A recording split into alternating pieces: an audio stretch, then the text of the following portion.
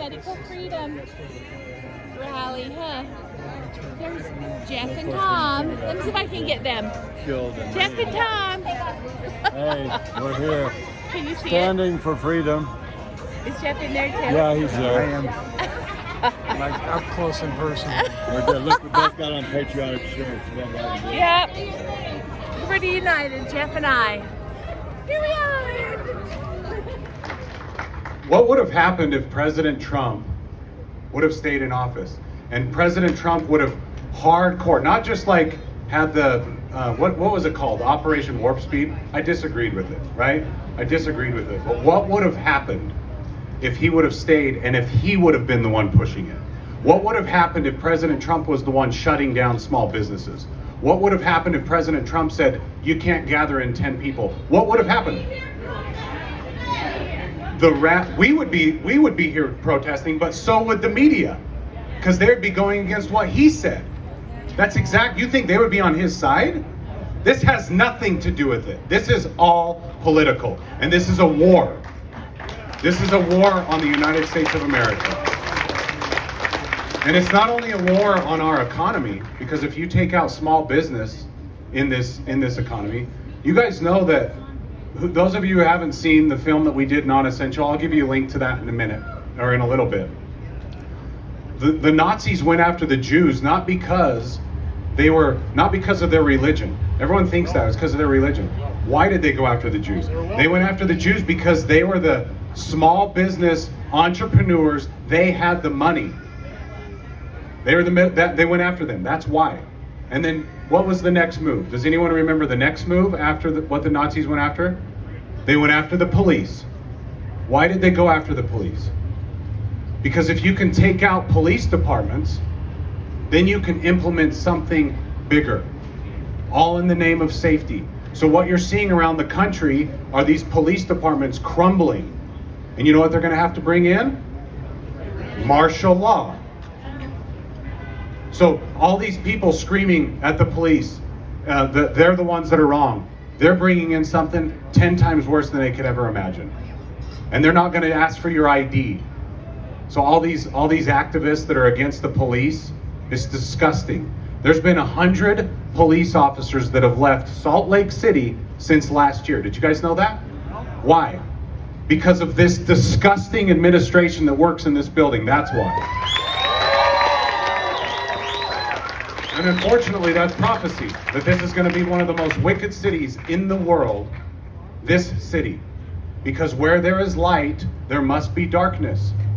And so these people that think they run this city, Jenny Wilson, Aaron Mendenhall, that are trying to mask our children again, I'm telling you, if I was still a police officer, I would arrest them for child abuse. Because what they're doing to our kids, especially now that we know the numbers with our children. That's right. How many kids have died in Utah from COVID? One. And I'll bet you that was a 96. There could have been something else involved. So, 0. And these people are trying to force masks back on our kids.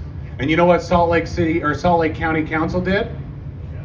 They shut them down.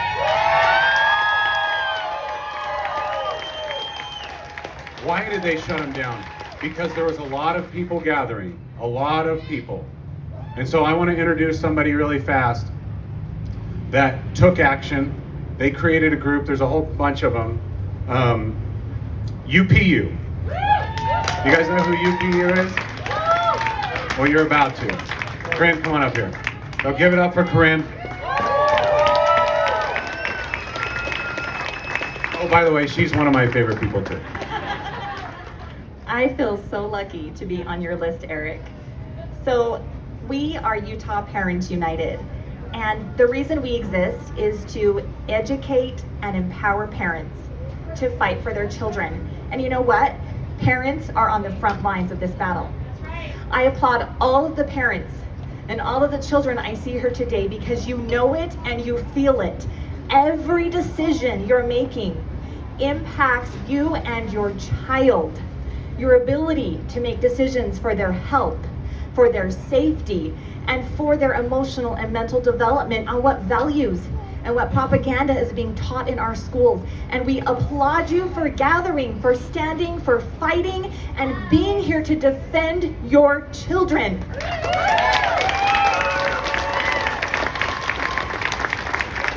You know, as Eric says, they decided businesses were non-essential, and the government has decided parents are non-essential. And we have to stand and let them know that we will defend our parental rights. These inalienable, God-given rights that parents have to nurture, raise, care, educate their children cannot be taken from us. We are not non-essential. We are the only ones who love our children. We know our children. We know what's best for them.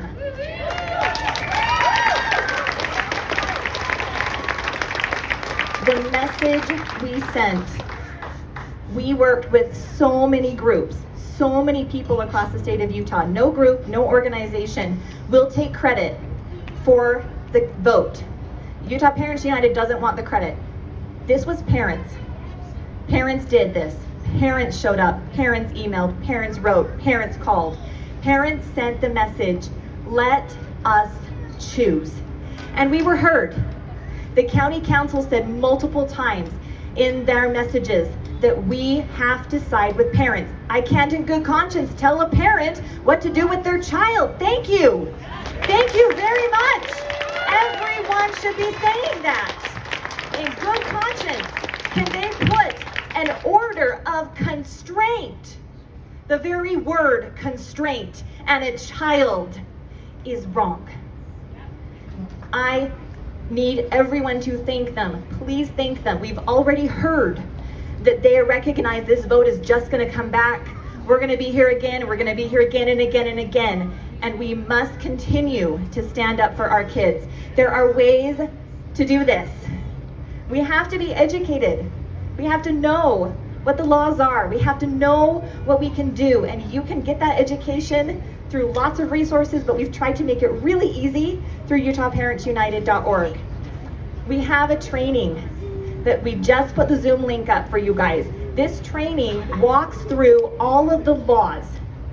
It walks through the masking law, the vaccine law, the test to stay law, all of these things that the legislature tried to do. And in good faith, they tried to do good by parents. So we appreciate that, but it wasn't enough. There were loopholes. It's a half measure. We have to fill in the gaps. Okay, so we need to know these laws. We need to know when our school districts are breaking the laws, which they all are, pretty much, right? So we need to know what it is so we can stand up.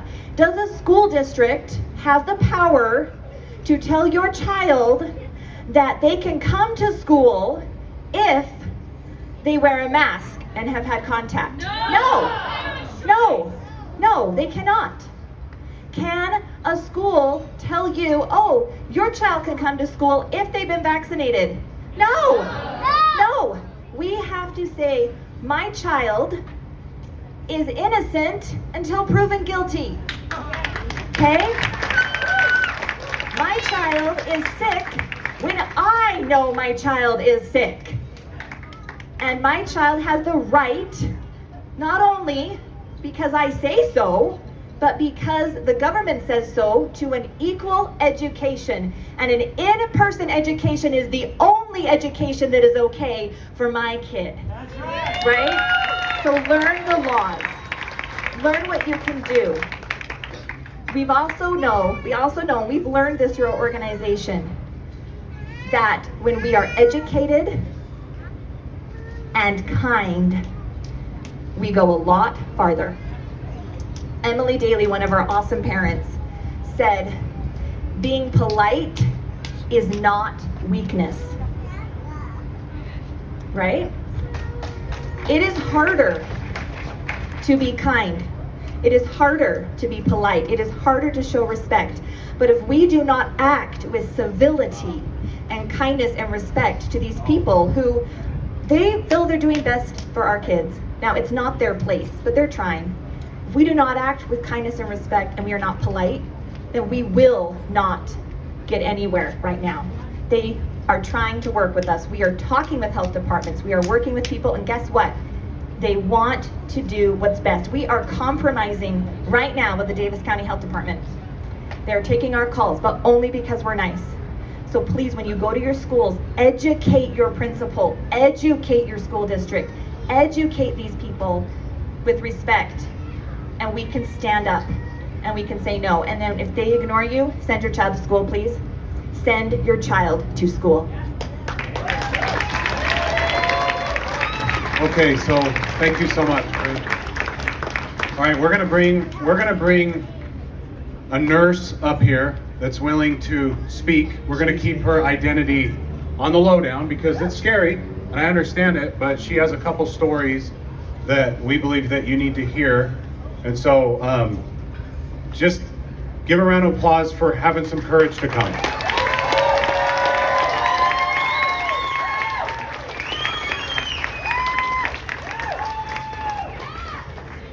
I've been a nurse for 10 years. I'm gonna try to keep this short, but what I've experienced in the last 2 years over this COVID, I thought I was gonna die before just doing my job. I thought I was gonna lose my life. I was really scared to work in an ICU unit, but I finally decided that that's what I was gonna do because that's what I chose to do as a profession. I'm an unvaccinated nurse.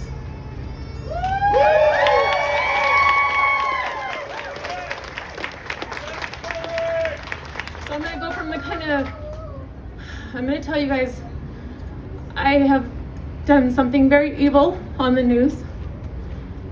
I had been sent to a vaccine clinic. I gave the vaccine to this lady. She had no underlying conditions. When I was about ready to let her leave, she was asking her the questions. She started tearing up. She started grabbing at her chest. She started being flaccid. That's where she starts losing muscle control and started sliding down her chair. I immediately called her back up. I checked her vital signs. Her heart rate was over 220. Usually it's a 60 to 100. This was administered. Her heart was having issues. I told you 13 minutes after receiving the first dose. We called back up. Somebody from the public called the news media. The news media came out. The director came out to that facility that I had never met before and told me to make it look good for the news. She told me to make sure I wore a face mask, an N95, a gown, goggles, the whole setup. She said, you're going to vaccinate another nurse, but you're going to use normal saline. At that moment, my heart broke. I'm like, what's going on in this world? Like, why am I a nurse? I'm a nurse because I am ice for you guys.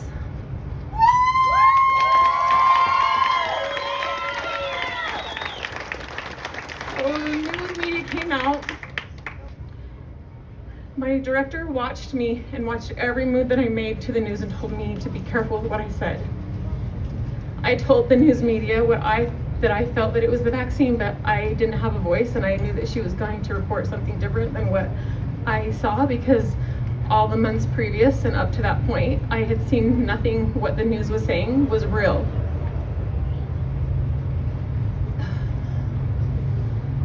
Oh gosh, I'm trying to breathe through this. Anyway, I waited for the news to come out. That night, they said nothing about this lady. They actually promoted the vaccine.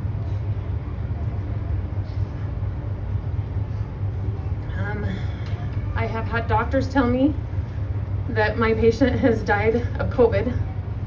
I looked at the doctor and I said that they had cancer. That was cancer. Well, they had COVID. He kind of laughed. It COVID 4 months ago.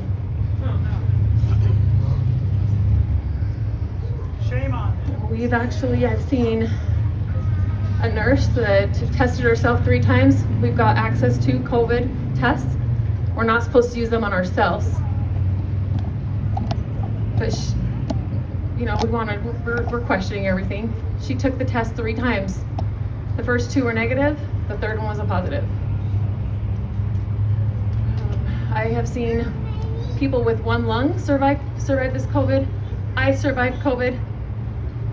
I've had it in my family periodically, different family members where no one else has gotten it. Any cold virus will show up on this test.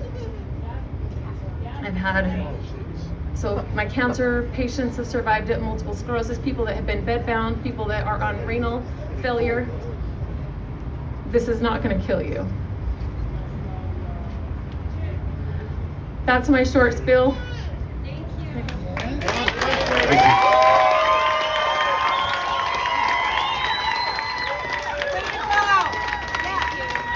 I know that I've seen a couple of people from the mainstream media here. I know that I've seen a couple people. I'm not going to point you out. If you do not report that story, you are an enemy to the United States of America.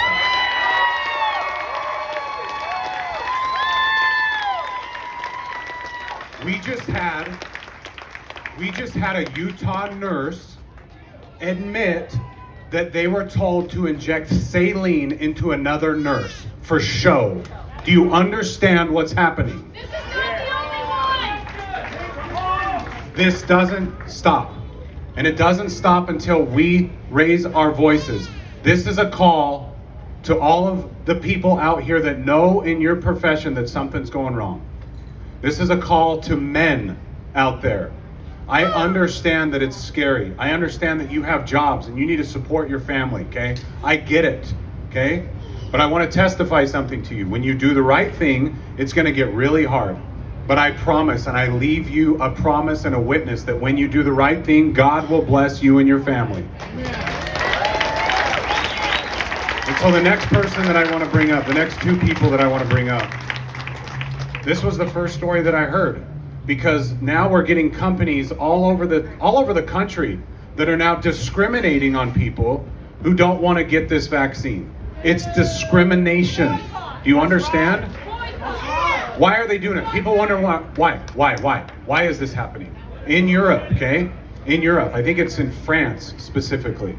42%, the last report that I read, 42% of their population has not taken this thing.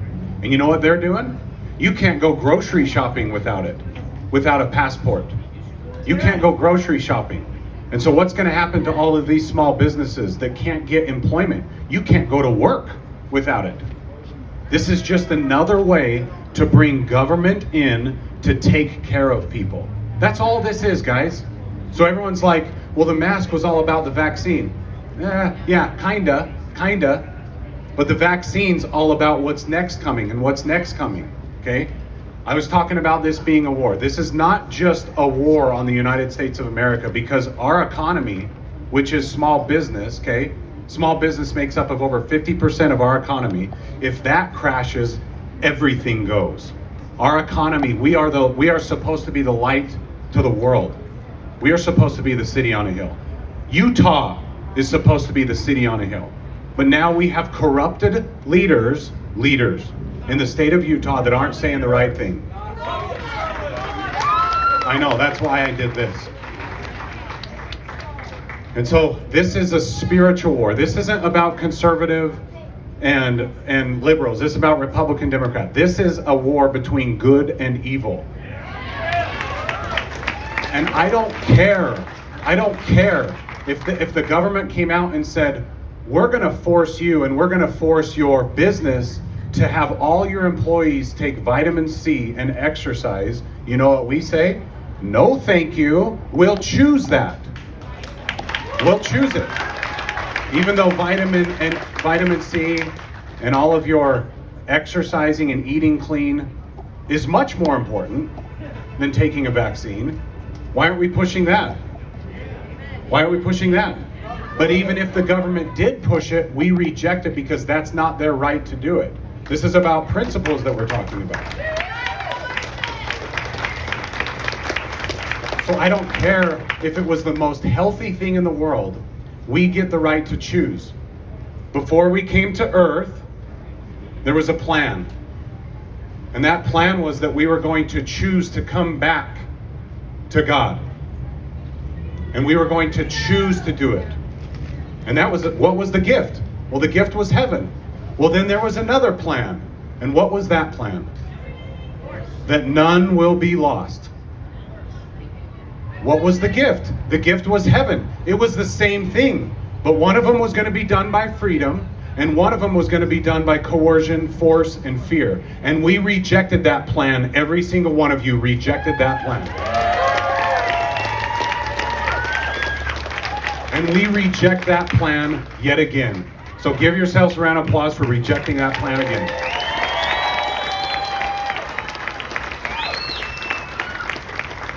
So when I saw the businesses starting to do this, I saw this online, I couldn't even believe it. But there's a business called Sensations down in Orem. 10 employees. And the owner sent out a message to their employees. You're gonna take this by September 7th. I know that because that's my birthday. September 7th, or you don't have a job anymore. And there were 2 people that stood up and said, I'm not going to do that. And so let's bring up Andrew and Teresa. Come on up here, guys. Listen, they don't want to be up here, okay? I'm telling you right now, they don't want to be. Come here.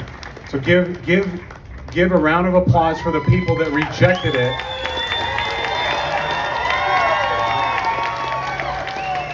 So I'm going to give the mic over to Andrew, and I want you to hear his quick story. Thanks. There's a lot of inspirational quotes and things that get shared. I thought, what could I say that might not have been said previously? And so I tried to write it down to make sure it comes out right. I want to help you know that you have to know where your line is. Because what I've seen is they move your line, right? Well, I'm not okay with this. Well, how about this? Well, okay. Pretty soon they've moved it a little farther, and pretty soon you find yourself doing or participating or allowing something to happen that was against your moral compass. It was against what you believed, but because they moved that line on you gradually, it happened.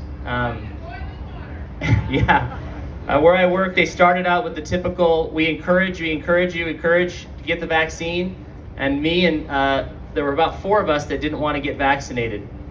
Then it turned into a bonus. We're going to give anybody who gets the vaccine a $500 bonus. So, okay, well, we're not going to get that bonus. We just kept working. Then it turned into, as Eric stated, this email, which was, if you're not vaccinated by the 7th, you can't work here anymore because we have to protect the business from you. We, an unvaccinated person, are a danger to a vaccinated person because the science says that we are most likely to carry a variant that would then get past the vaccination. I mean, what is this stuff? It's ridiculous. So you have to know where your line is. As Eric shows in Non-Essential, in Germany when the Nazis rose to power, they gradually kept incurring on the rights of Jewish leaders, Jewish business owners, and neighborhoods and communities were like, well, we'll go along with this. Teresa's here now. We'll go along with this, and then they'll stop. Okay, then they did that, then they went along with the next thing. Oh, well, if we go along with this, then they'll stop. If you haven't seen it in the last year, they're not stopping. It's not going to stop. If the German people had known where the end was going to be, they would have fought earlier. But they always thought it was going to stop. It was, oh, just one more thing and then it'll end. How many of you have neighbors or friends or yourself who thought, well, this will all be over in 6 months and we'll all go back to normal? I've heard that so many times. Anyway, yeah. Yep. If you comply, they're just going to take that freedom away from you. So when the owner decided to make vaccination mandatory to protect the vaccinated employees from the others of us, there were actually 3 of us that quit. One of those friends, she's pro Utah Business Revival, but isn't been on Eric's radar. But the 3 of us quit. There were 2 others, one who was vaccinated and one who wasn't, who were against the mandatory vaccination policy. So 10 employees, 5 of which were against the policy. But the other 2 wouldn't speak. So the 3 of us walked away from our jobs and said no.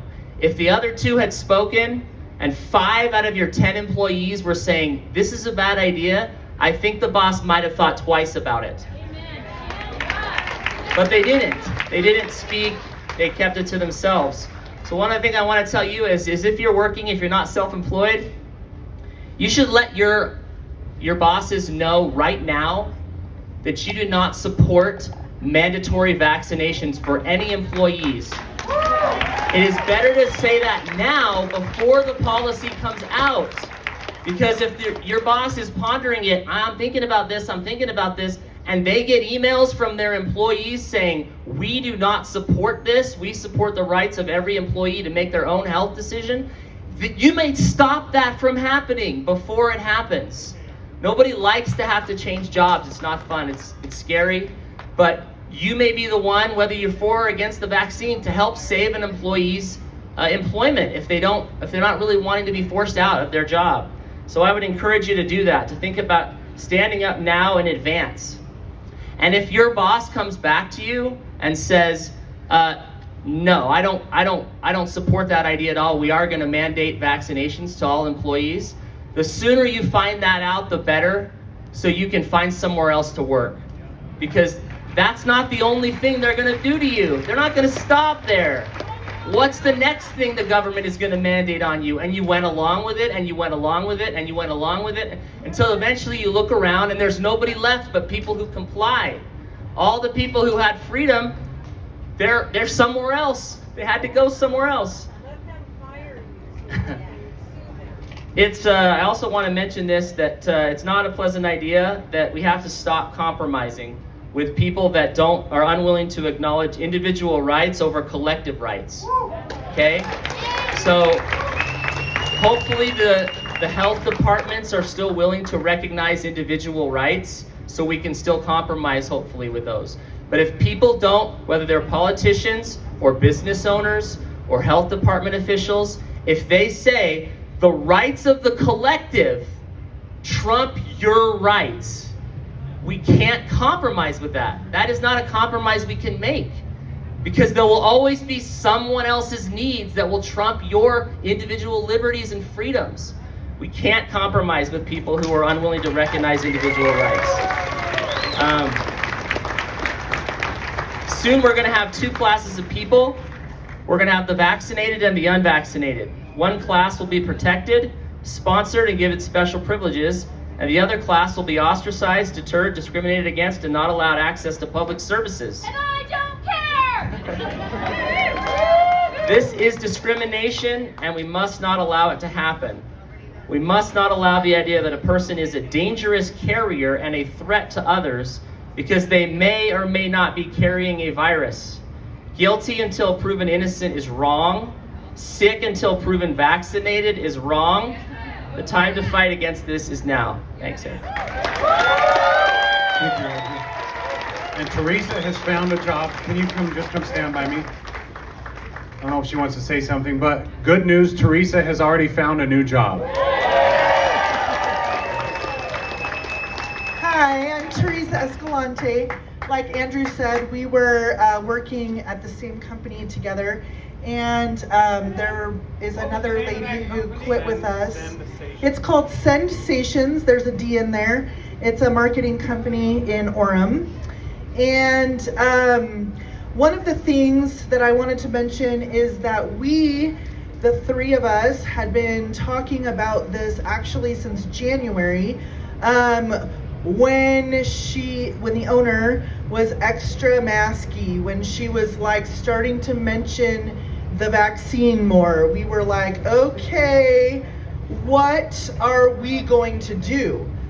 And it's a decision that is scary and tricky, and everyone has to navigate it differently, based on what's best for them and their family. But we had all discussed, if it comes to that, we are walking out. Like, this is not something that, whether or not we choose on our own to get a vaccine, is irrelevant. The issue is whether it's correct and right. Just like Eric told me the other day, just because you can do something doesn't mean you should do something. And mandating personal health decisions of your employees is completely unacceptable to me. So we had discussed this for months and months. We did not expect it to come the way it did or quite as soon as it did, but we had made this decision previously.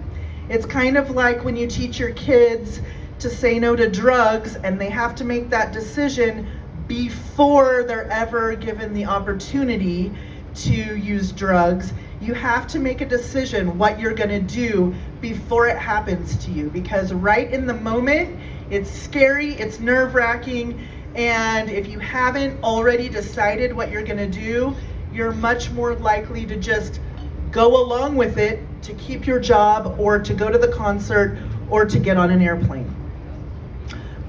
The other thing I wanted to mention is that there really is strength in numbers, and all of you have been very supportive and given me courage. I had not really been involved with much political anything before I joined the Utah Business Revival. The first event that I went to with my kids was the Business Revival in Vineyard last May of 2020, and we have been to almost every event. We had a great time at the Colin Ray concert last summer. We've been to almost every event. We missed a couple. Sometimes people are critical of rallies not being an actionable thing, but I beg to differ. I think that gathering and knowing that you're not all the way alone, obviously having the courage to stand up if you are alone is important, but knowing that there are a few people behind you or that support you, that agree with you, and that you're not all the way alone has become very important to me. I would have quit on my own, but it was very good for me to have two other people that were like, no, this stops here, we're not doing it. And that is something that we can all support each other with, no matter what our circumstances are. The last thing that I wanted to say is that I kind of missed the boat naming my kids. I could have had an America or a Freedom or a Liberty, and I didn't name any of my kids any of those names.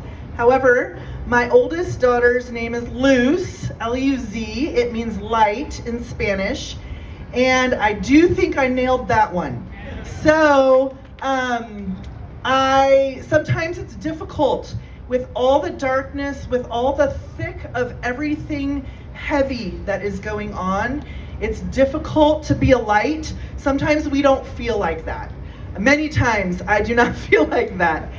But I think that our challenge is to stand up and be a light in the world, regardless of what other people are pressuring us to do, telling us to do, doing themselves. What everyone else is doing does not matter. What you choose to do with your energy and your time and your resources is what matters. You're only in charge of yourself, so be a light. So Teresa, she's found a job. Andrew has not found a job. He does not want me to do what I'm about to do, but I'm going to do it anyway because I was once out of a job, and it's one of the scariest things ever when you have a family, when you have children. And so I made this thing for Andrew. If you've got a Venmo, Andrew is a graphic designer. That's his ultimate thing. So if you guys know of anybody, is there anything else besides graphic design? Yeah, pretty much graphic design. So I've got a Venmo code for Andrew. We need to help him out, you guys, for the next couple months. And so, Andrew, I'm gonna give you the first 20 bucks. Come here. I don't have a lot, but here's the first. Come up to Andrew if you've got cash or anything, help him out. I know listen, there's times when you don't want help. I have a hard time asking for help. If you guys know me, I have a hard time asking for it, but we need to help Andrew. Just get comfortable for a couple months if you can do it. So find Andrew, come up here. Here's this Venmo. So thank you.